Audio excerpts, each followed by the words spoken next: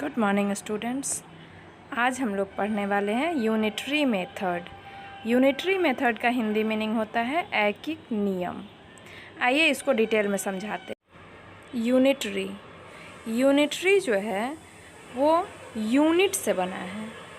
Unit से बना unitary. Unit का मीनिंग आप लोग जानते हैं। यूनिट का मीनिंग क्या होता है? यूनिट का मीनिंग होता है इकाई, या आप उसको कह सकते हैं एक। तो यूनिट से बना है यूनिटरी। यूनिट का मीनिंग जैसे इकाई होता है, एक होता है, वैसे ही यूनिटरी का मीनिंग होता है ऐकिक। ऐकिक यूनिटरी मेथड यानी कि ऐकिक नियम। जैसा कि आप लोग इसके नाम से ही क्लियर है, यूनिटरी मेथड मीन्स ऐकिक नियम, यानी कि इसमें क्वेश्चन आपको दो तरह का मिल सकता है। एक तो हमेशा आएगा ही आएगा। तो क्वेश्चन आपको या तो किसी एक चीज़ का, एक बुक का, एक पेन का, एक पेंसिल का प्राइस दिया हुआ रहेगा और एक से ज़्यादा बुक, पेन, पेंसिल का प्राइस आपसे पूछा जाएगा। और दूसरा टाइप इसमें क्वेश्चन का होगा कि आपको एक से ज़्यादा का प्राइस दिया हुआ रहेगा और आपको एक आइटम का प्राइस निकालना होगा। तो जब एक आइटम का प्राइस दिया हुआ रहेगा, एक से ज़्यादा आइटम का प्राइस निकालना होगा, तो हम लोग मल्टीप्लाई करेंगे।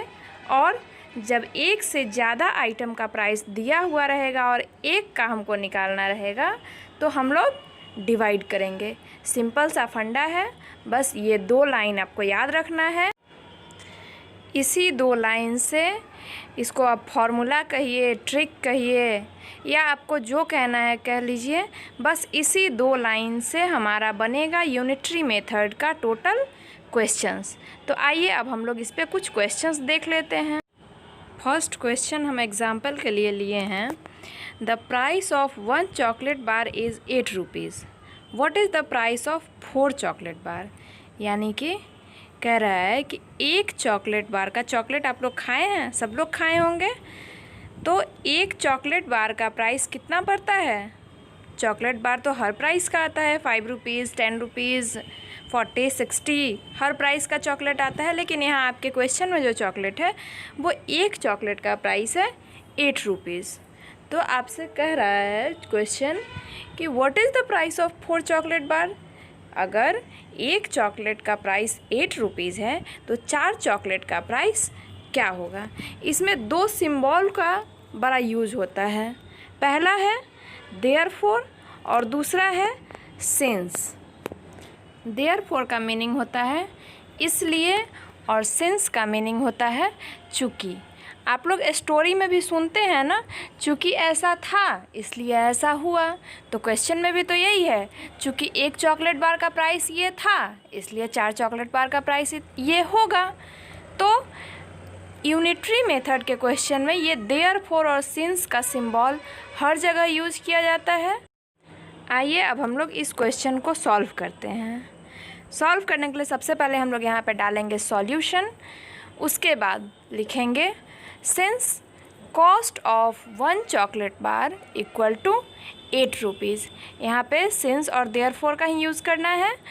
तो एक चॉकलेट बार का और कॉस्ट ही है, प्राइस है, कॉस्ट है, कोई फ़र्क नहीं पड़ता है। हम प्राइस भी वहाँ पे लिख सकते थे, लेकिन कॉस्ट इसलिए लिखे हैं कि आपको क्वेश्चन बनाने में आसानी होगा।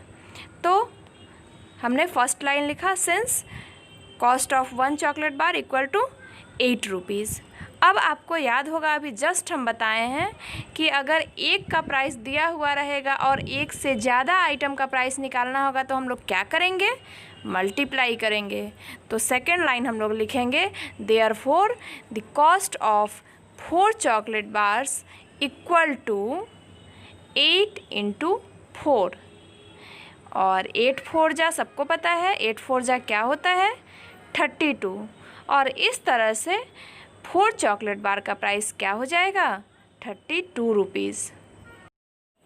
तो इसी तरह से जब हमारे पास हमारे क्वेश्चन में किसी एक आइटम का प्राइस दिया हुआ रहेगा तो हम लोग इसी मेथड से स्टेप बाय स्टेप इसी तरह से लिख के जितने आइटम्स का प्राइस पूछा जाएगा उतने आइटम्स का प्राइस हम लोग निकाल लेंगे। आइए अब हम लोग क्वेश्चन का सेकंड टाइप देखते हैं। सेकंड क्वेश्चन है हमारा the cost of 4 notebooks is 60 rupees. What is the cost of 1 notebook? कह रहा है कि अगर 4 नोटबुक का प्राइस, 4 नोटबुक का कीमत, 4 कॉपी का कीमत 60 रुपया है, 60 रुपीज़ है, then what is the cost of 1 notebook? तो एक कॉपी की, एक नोटबुक की कीमत कितनी होगी? तो आप लोगों को पता है यहाँ पे क्या करेंगे। जब 4 नोटबुक्स का प्राइस दिया हुआ है, 1 का निकालना है, तो हम लोग डिवाइड करेंगे। आइए इसका स्टेप बाय स्टेप इसको सॉल्व करते हैं। Since the cost of 4 notebooks equal to 60 rupees, therefore cost of 1 notebook equal to 60 divide 4। यहाँ पे 4 आइटम्स का प्राइस दिया हुआ था, एक आइटम्स का निकालने के लिए हम लोग डिवाइड कर दिए हैं, और जब हम लोग 4 से 60 को डिवाइड करेंगे तो हमारा आंसर आ जाएगा 15 रुपीज़। यानी कि एक नोटबुक का कीमत क्या होगा? एक नोटबुक का कीमत होगा 15 रुपीज़। इस तरह से हम लोग इस सेकेंड टाइप वाले क्वेश्चन को सॉल्व कर लेंगे।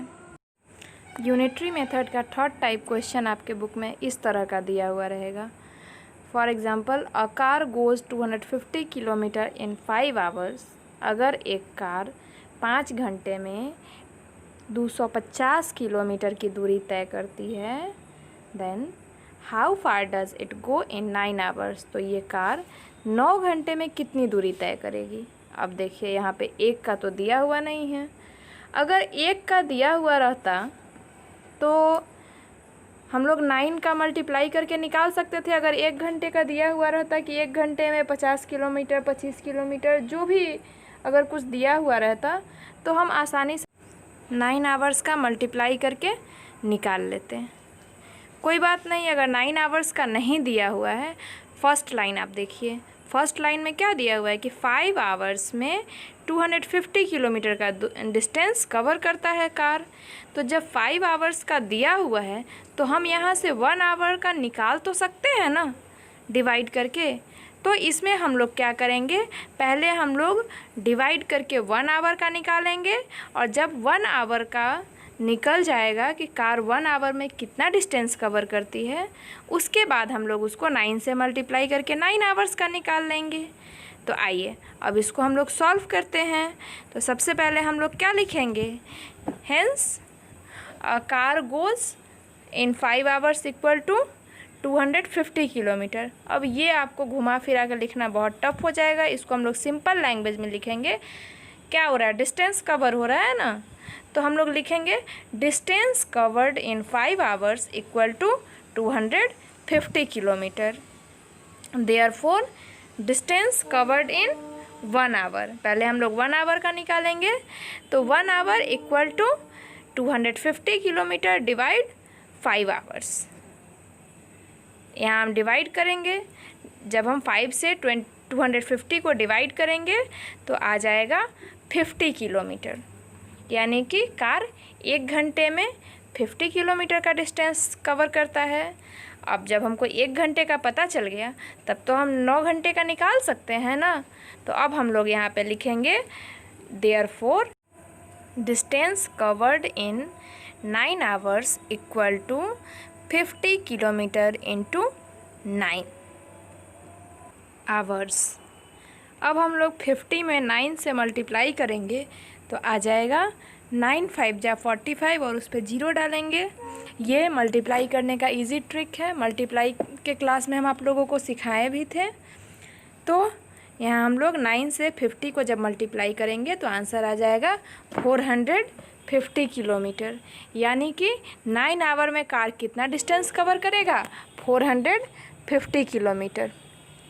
इसी तरह से हम लोग यूनिटरी मेथड वाले सारे क्वेश्चन को सॉल्व कर लेंगे। आपके यूनिटरी मेथड में मोस्टली इसी 3 टाइप का क्वेश्चंस आएगा, जो तीनों आप लोग देख चुके हैं। तो होप आप लोग अब अच्छे से इसको सॉल्व कर लेंगे।